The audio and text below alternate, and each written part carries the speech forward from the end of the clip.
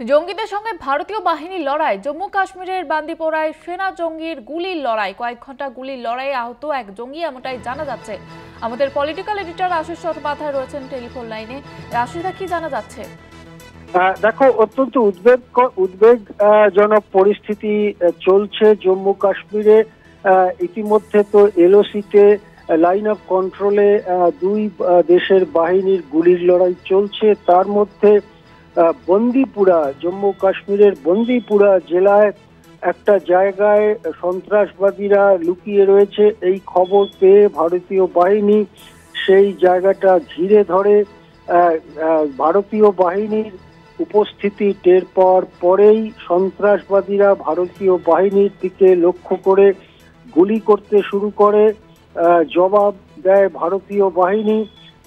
বড় গুলির লড়াই চলছে বন্দিপুরায়। গত ৩-৪ ঘন্টা ধরে গুলির লড়াই চলছে। একটা সূত্র মারফত খবরে জানা যাচ্ছে যে একজন সন্ত্রাসবাদী যখন দৌড়ে পালিয়ে যাচ্ছিলেন তখন তাকে গুলি করা হয়, সে আহত হয়েছে। অপরদিকে একজন ভারতীয় পুলিশ অফিসারের দেহরক্ষী, দুজন দেহরক্ষী অফিসার তারা আহত হয়েছেন। নিহত হবার খবর এখনো পর্যন্ত পাওয়া যায়নি। বন্দিপুরায় উত্তেজনা তুঙ্গে রয়েছে। ভারতীয় বাহিনী আরো সেনা এবং সাজ সরঞ্জাম নিয়ে বন্দিপুরায় যাবার জন্য উদ্যোগ নিচ্ছে বলে সূত্র মারফত জানা যাচ্ছে।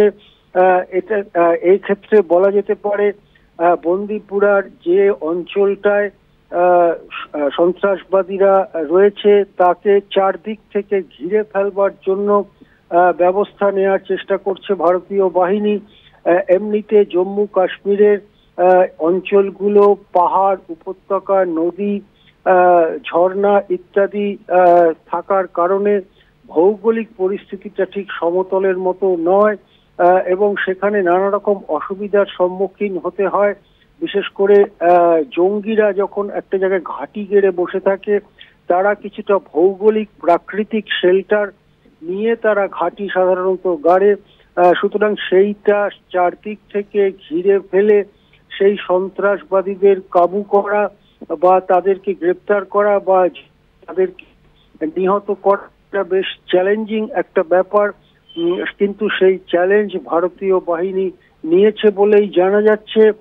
বন্দিপুরাতে যে ঘটনা ঘটছে তার দিকে নজর রয়েছে অভিজ্ঞ মহলের। সেই লড়াই এখনো চলছে। আরেকটু সময় পার হলে আমরা জানতে পারবো বন্দিপুরায় হতাহতের চেহারাটা কি এবং যে একদল সন্ত্রাসবাদী ওখানে রয়েছেন তাদেরকে কাবু করা গিয়েছে কিনা। কিন্তু বন্দিপুরার ঘটনাটা উদ্বেগজনক, সেখান থেকে এখনো লড়াই হবার খবর আসছে। হ্যাঁ, ধন্যবাদ আশিসদা।